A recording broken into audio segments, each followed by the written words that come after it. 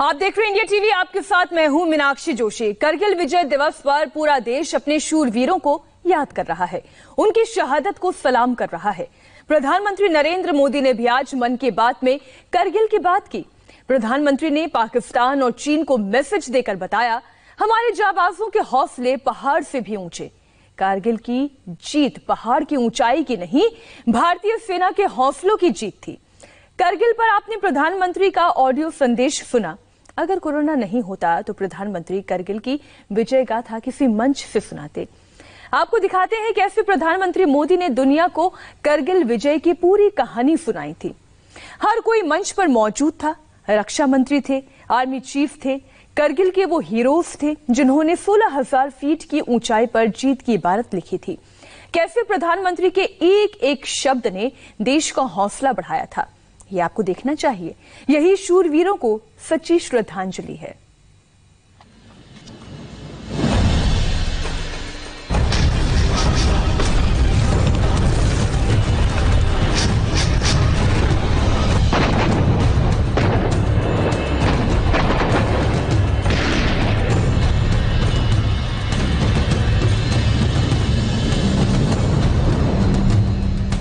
राष्ट्र की सुरक्षा के लिए न किसी के दबाव में काम होगा, न प्रभाव में, और न ही किसी अभाव में।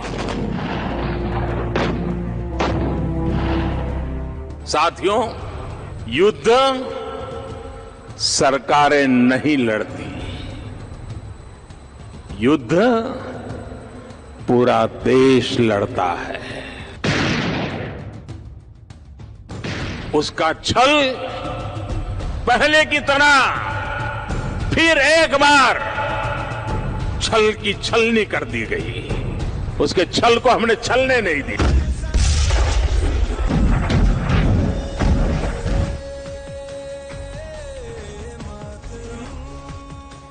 एक भयंकर युद्ध जो 21 साल पहले सबसे मुश्किल हालात, सबसे विषम परिस्थितियों में लड़ा गया।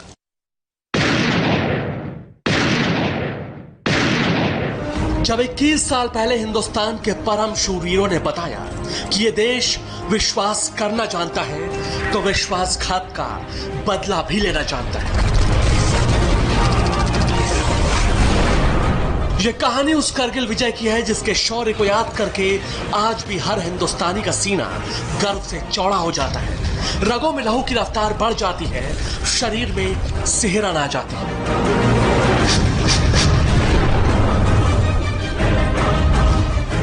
करगिल विजय दिवस के इस अवसर पर आज हर देशवासी शौर्य और राष्ट्र के लिए समर्पण की एक प्रेरणादायक गाथा को स्मरण कर रहा है। आज के इस अवसर पर मैं उन सभी शूरवीरों को श्रद्धा सुमन अर्पित करता हूं जिन्होंने कारगिल की चोटियों से तिरंगे को उतारने के षड्यंत्र को असफल किया, अपना रक्त बहाकर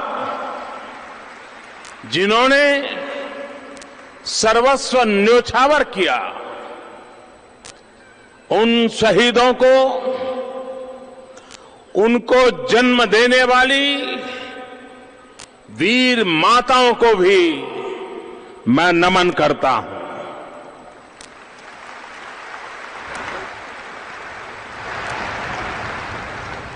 कारगिल सहित जम्मू कश्मीर के सभी नागरिकों का अभिनंदन, जिन्होंने राष्ट्र के प्रति अपने दायित्वों को निभाया। साथियों, 20 वर्ष पहले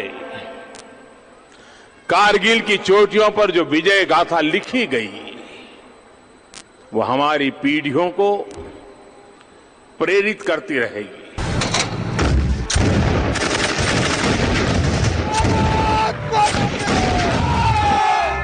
की प्रचंड जीत पर प्रधानमंत्री के एक एक शब्द जब गूंजे तो दुनिया ने सुनी हिंदुस्तान की वो विजय गाथा, जिसे आज याद करके भी पाकिस्तान कांप जाता है और कांप जाता है चीन भी।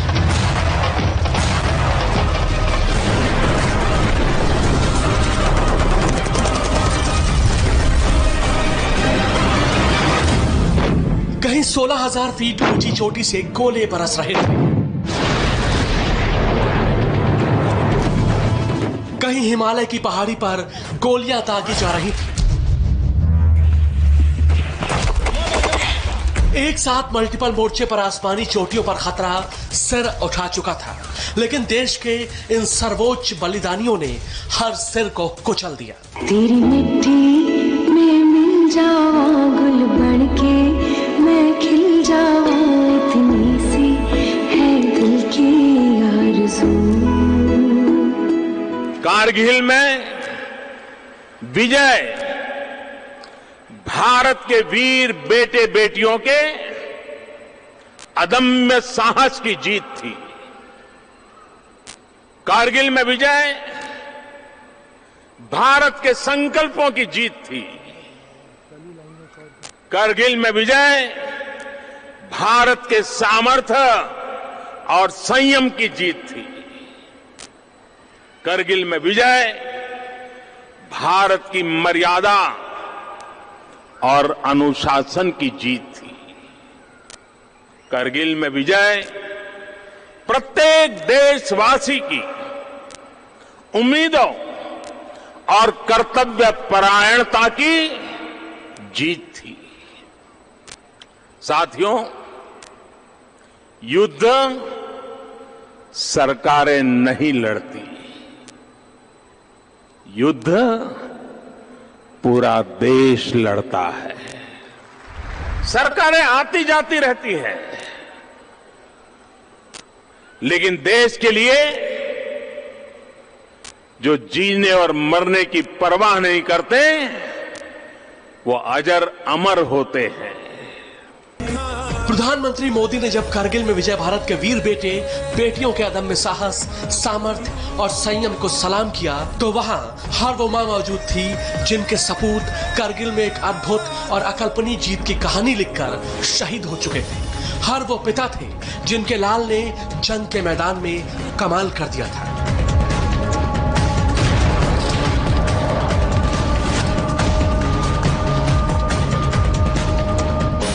राजपूताना राइफल्स के शहीद लांस नायक बच्चन सिंह की पत्नी की आंखों में आंसू थे, जो टोलो लिंक की पहाड़ियों पर देश की आन और बान के लिए शान से लड़े।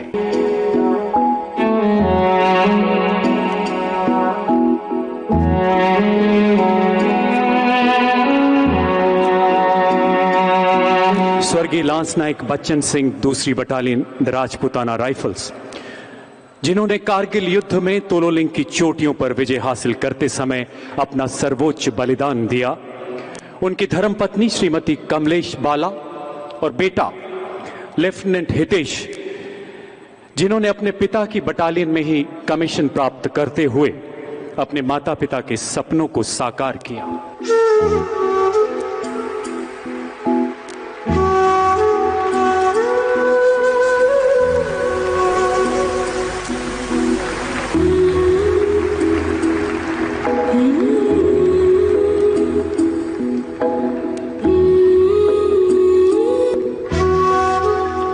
कपकपाते हाथों, थरथराते होठों से आंखों में आंसुओं का समंदर और दिल में यादों का तूफान समेटे एक परिवार अपने लाडले को गर्व से विदा करता है, क्योंकि वो जानता है कि मां भारती का सच्चा सपूत अपने परिवार के साथ किए वादे को तो तोड़ सकता है, लेकिन अपनी मां भारती के साथ, अपनी मातृभूमि के साथ किए वादे को कभी नहीं तोड़ सकता। हमारे सामने एक ऐसी प्रेरणादायक गाथा है जिसमें पिता का बलिदान है, पुत्र का स्वाभिमान है, एक मां का त्याग एवं राष्ट्र प्रेम है। भारतीय संस्कृति में मां की महिमा को शब्दों में नहीं बांधा जा सकता। हम एक शब्द हैं तो वो पूरी भाषा है, हम एक शब्द हैं तो वो पूरी भाषा है। मां की बस यही परिभाषा है। इन जैसी माओं को, उन सब परिवारों को हम सबका शत शत नमन, कोटि कोटि नमन।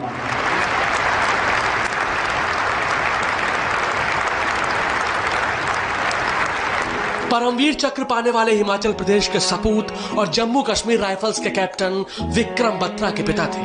वो विक्रम बत्रा जिनके कोड नेम शेरशाह की वजह से उन्हें करगिल का शेर कहा जाता है। सैनिक आज के साथ ही आने वाली पीढ़ी के लिए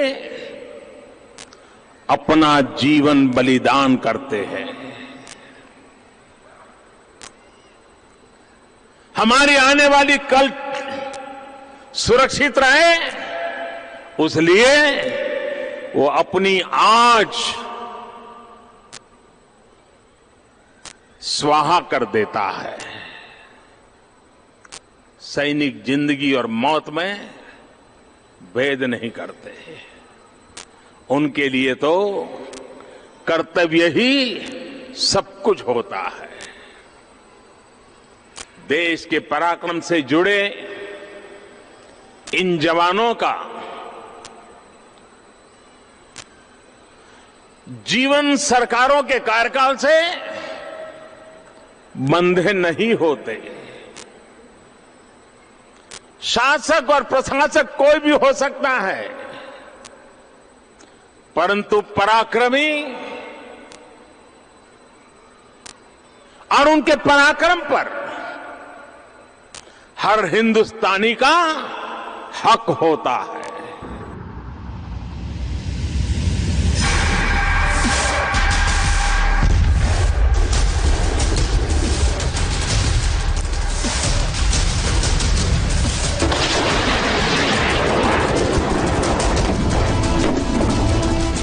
करगिल पाकिस्तान के छल और धोखे का सबसे बड़ा सबूत है। उसने करगिल में जो किया था उस पर यकीन करना मुश्किल था। करगिल युद्ध से करीब 3 महीने पहले की तो बात थी, जब अटल बिहारी वाजपेयी दोस्ती की बस में सवार होकर लाहौर पहुंचे थे। लेकिन पाकिस्तान ने अटल के भरोसे को करगिल में लहूलुहान कर दिया। हम शांति चाहते हैं, ये तो दुनिया ने देखा। अब दुनिया ये देखेगी कि हम शांति की रक्षा के लिए और अपनी शक्ति का भी प्रदर्शन कर सकते हैं। लड़ाई के परिणाम के बारे में भी मेरे मन में कोई संदेह नहीं है। हमारी विजय निश्चित है और हम विजयी होकर दिखाएंगे। हिंदुस्तान ने जो कहा वो करके दिखाया और करगिल से पाकिस्तान के कदम उखाड़ कर फेंक दिए।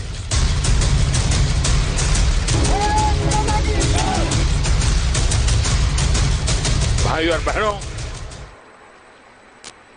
पाकिस्तान शुरू से ही कश्मीर को लेकर छल करता रहा। 1948 में, 65 में, 71 में उसने यही किया। लेकिन 1999 में उसका छल पहले की तरह फिर एक बार छल की छलनी कर दी गई। उसके छल को हमने छलने नहीं दिया। उस समय अटल जी ने कहा था, हमारे पड़ोसी को लगता था कि कारगिल को लेकर भारत प्रतिरोध करेगा, विरोध प्रकट करेगा और तनाव से दुनिया डर जाएगी। हस्तक्षेप करने के लिए, पंचायत करने के लिए कुछ लोग कूद पड़ेंगे और एक नई रेखा खींचने में वो सफल होंगे। लेकिन हम जवाब देंगे, प्रभावशाली जवाब देंगे, इसकी उम्मीद उनको नहीं थी।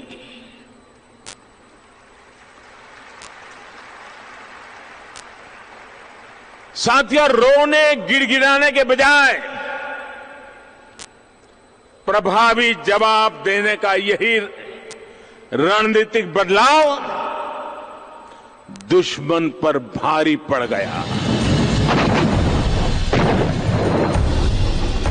जिस करगिल युद्ध में जाबाज सेना के अदम्य साहस की कहानियां लोग सुन रहे हैं, उस करगिल युद्ध को नरेंद्र मोदी ने खुद अपनी आंखों से देखा था। 21 साल पहले जब करगिल में सरहद पर तोप के गोलों की गूंज थी,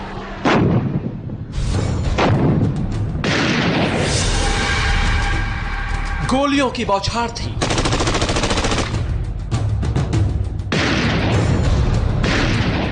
बमों के धमाकों की गूंज करगिल की घाटी को दहला रही थी।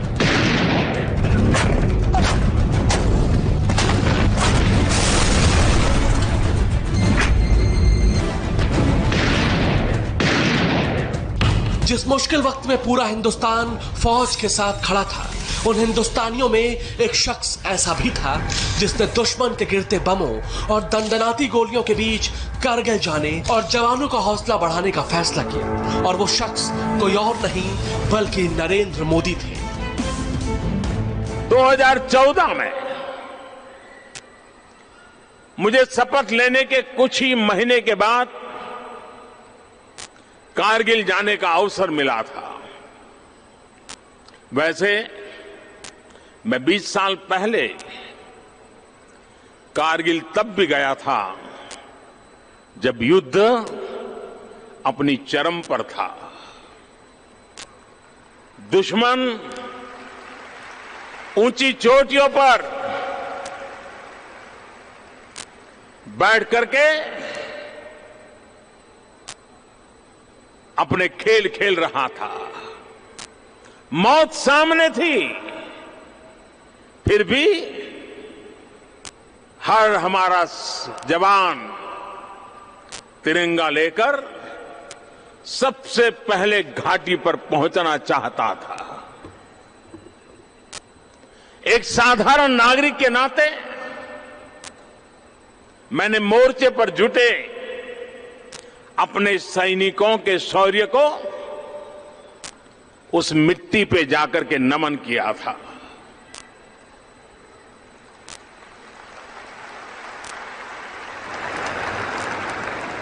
कारगिल विजय का स्थल मेरे लिए तीर्थ स्थल की अनुभूति करा रहा था। साथियों, युद्ध भूमि में तो जो माहौल था वो था। पूरा देश अपने सैनिकों के साथ खड़ा हो गया था। नौजवान रक्तदान के लिए कतारों में खड़े हो गए थे। बच्चों ने अपने गुल्लक वीर जवानों के लिए खोल दिए थे, तोड़ दिए थे। इसी दौर में अटल बिहारी वाजपेयी जी ने देशवासियों को एक भरोसा दिलाया था। उन्होंने कहा था कि जिस देश के लिए जान देते हैं, हम उनकी जीवन भर देखभाल भी न कर सके तो मातृभूमि के प्रति अपने कर्तव्य का पालन करने के अधिकारी नहीं समझे जाएंगे।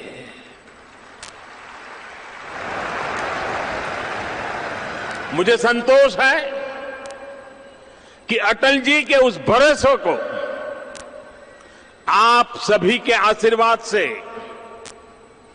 हम मजबूत करने का निरंतर प्रयास कर रहे हैं। दुनिया जानती है कि हिंदुस्तान ने कभी जंग शुरू नहीं की, क्योंकि भारत का यकीन हमेशा गोली से पहले बोली पर रहा है। लेकिन करगिल में दुश्मन देश यह भूल गया था कि ये वो भारत भी है जो एक गोली का जवाब 10-10 गोलों से देता है। आज भी दुनिया के हर कोने में हिंदुस्तानी जाबाजों की जाबाजी की कहानी दर्ज है। इससे पहले अटल जी की सरकार ने पड़ोसी के साथ जो शांति की पहल की थी, उसके कारण ही दुनिया का नजरिया बदलने लगा था। वो देश भी हमारे पक्ष को समझने लगे थे, जो पहले हमारे पड़ोसी की हरकतों पर आंख मूंदे हुए थे। भाइयों और बहनों, भारत का इतिहास गवाह है कि भारत कभी आक्रांता नहीं रहा। मानवता के हित में शांतिपूर्ण आचरण, यह हमारे संस्कारों में है। हमारा देश इसी नीति पर चला है। भारत में हमारी सेना की छवि देश की रक्षा की है, तो सारे विश्व में मानवता और शांति के रक्षक की भी है। जब मैं इजराइल जाता हूं तो वहां के नेता मुझे वो तस्वीर दिखाते हैं जिसमें भारत के सिपाहियों ने हाइफा को मुक्त कराया। जब मैं फ्रांस जाता हूं तो वहां का स्मारक विश्व युद्ध के समय भारतीयों के बलिदान की गाथा गाता है। विश्व युद्ध में पूरी मानवता के लिए 1 लाख से ज्यादा भारतीय जवानों की शहादत को भुलाया नहीं जा सकता। और विश्व ये भी नहीं भूल सकता कि संयुक्त राष्ट्र पीस कीपिंग मिशन में सर्वोच्च बलिदान देने वालों की सबसे बड़ी संख्या भारतीय सैनिकों की ही है। प्रधानमंत्री मोदी जिस वक्त देश को करगिल के कर्मयोद्धाओं की शौर्य गाथा सुना रहे थे, उस वक्त मंच पर करगिल युद्ध के समय सेना अध्यक्ष रहे जनरल वीपी मलिक भी मौजूद थे। और मौजूद थे पूर्व एयर चीफ मार्शल और करगिल युद्ध में गोल्डन एरो 17 स्क्वाड्रन के लीडर PS धनोआ भी। रक्षा मंत्री राजनाथ सिंह भी थे, मौजूदा chief of defence staff general Bipin Rawat भी और navy chief admiral Karambir Singh. प्रधानमंत्री की जुबानी बलिदानियों की कहानी सुनकर हर आंख नम होने लगी थी। मुझे पूरा विश्वास है कि देश के हर नागरिक और अपने शूरवीरों के साझा प्रयासों से देश की सुरक्षा अभेद्य है, अभेद्य रहेगी। जब देश सुरक्षित होगा तभी विकास की नई ऊंचाइयों को छू पाएगा। लेकिन राष्ट्र निर्माण के पथ पर हमें कुछ बातों का भी ध्यान रखना होगा। भाइयों और बहनों, 1947 में क्या सिर्फ एक भाषा विशेष बोलने वाले आजाद हुए थे, या सिर्फ एक पंथ के लोग आजाद हुए थे? क्या सिर्फ एक जाति के लोग आजाद हुए थे? जी नहीं, पूरा भारत आजाद हुआ था।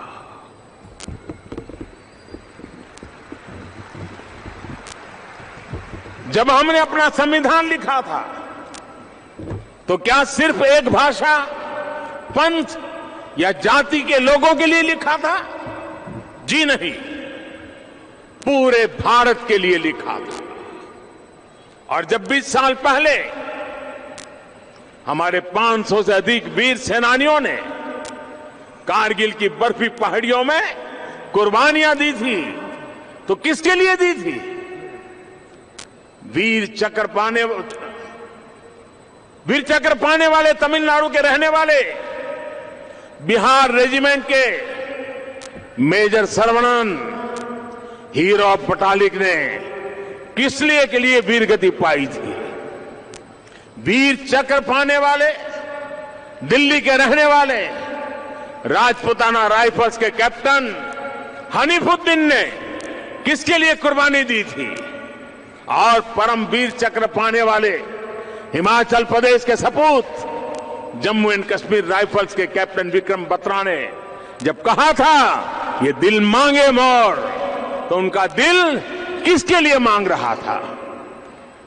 अपने लिए नहीं, किसी एक भाषा, धर्म या जाति के लिए नहीं, पूरे भारत के लिए, मां भारती के लिए।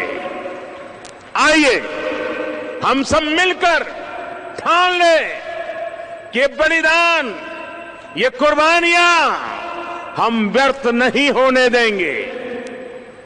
हम उनसे प्रेरणा लेंगे और उनके सपनों का भारत बनाने के लिए हम भी अपनी जिंदगी खपाते रहेंगे।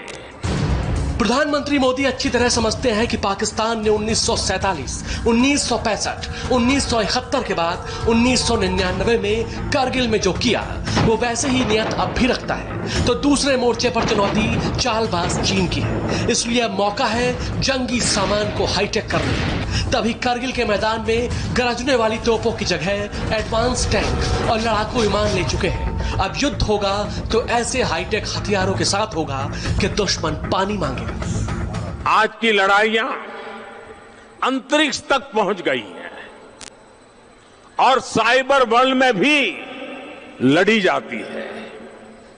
और इसलिए सेना को आधुनिक बनाना हमारी आवश्यकता है, हमारी प्राथमिकता भी है।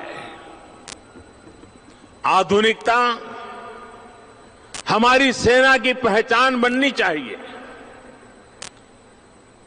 जल हो, थल हो, नभ हो, हमारी सेना अपने अपने क्षेत्र में उच्चतम शिखर को प्राप्त करने का सामर्थ्य रखे और आधुनिक बने, ये हमारा प्रयास है। राष्ट्र की सुरक्षा के लिए ना किसी के दबाव में काम होगा, न प्रभाव में और न ही किसी अभाव में।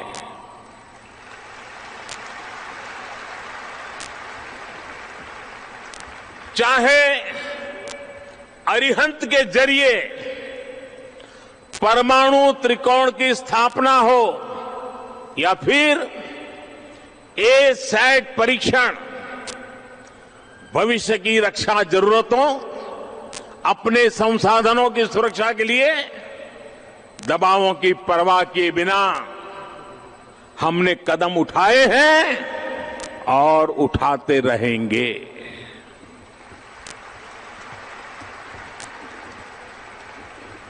गहरे समंदर से लेकर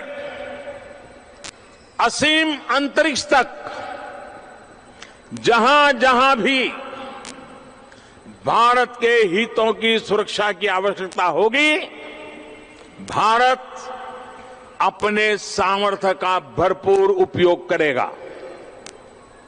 इसी सोच के साथ देश में सेना के आधुनिकीकरण का काम भी तेजी से चल रहा है। आधुनिक राइफलों से लेकर टैंक, तोप और लड़ाकू विमान तक हम भारत में तेजी से बना रहे हैं। डिफेंस में मेक इन इंडिया के लिए प्राइवेट सेक्टर की अधिक भागीदारी और विदेशी निवेश के लिए भी हमने प्रयास तेज किए हैं। जरूरत के मुताबिक आधुनिक अस्त्र शस्त्र भी मंगवाए जा रहे हैं।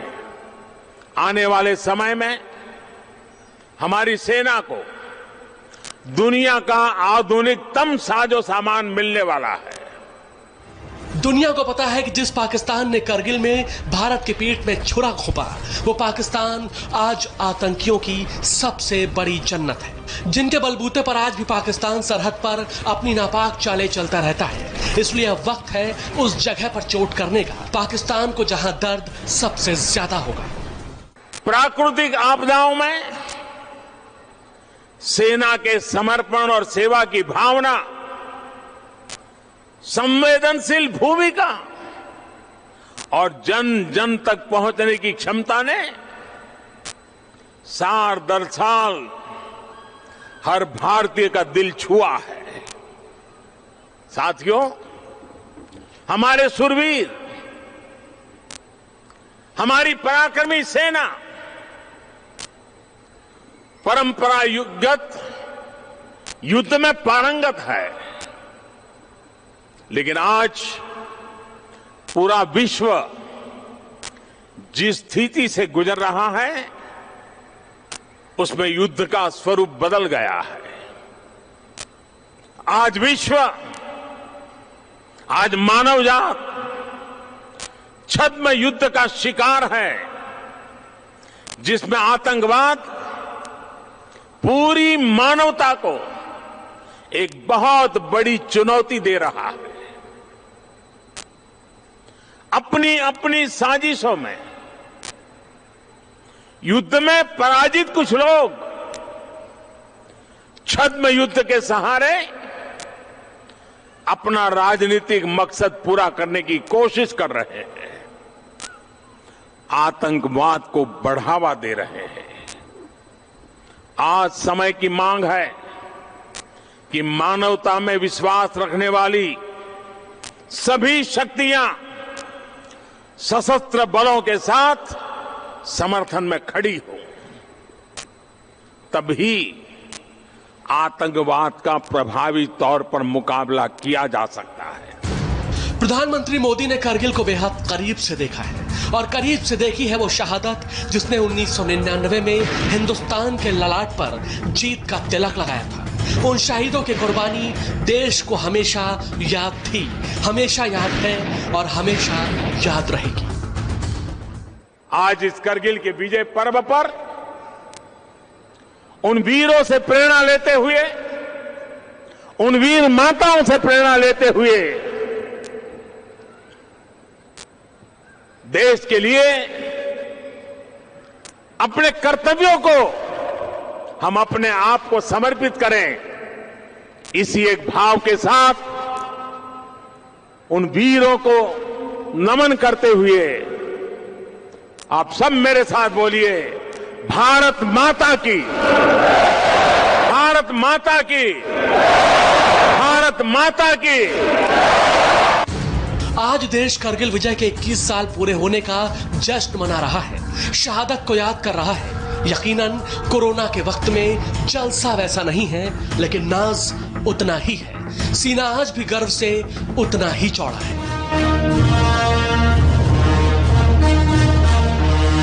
ऐ सरजमीन हिंदुस्तान, तेरे उन जानिसारों, जांबाजों, शहीदों और मुहाफिजों को सलाम है, सलाम है, सलाम है, जिन्होंने अपनी बहादुरी की कलम से फतह की एक और बेमिसाल तारीख लिख दी। गवाह है आज भी कारगिल की वो बुलंद चोटियां, जिनको तुमने अपने लहू से सींच कर तिरंगे की आन, बान और शान को रोशन कर दिया।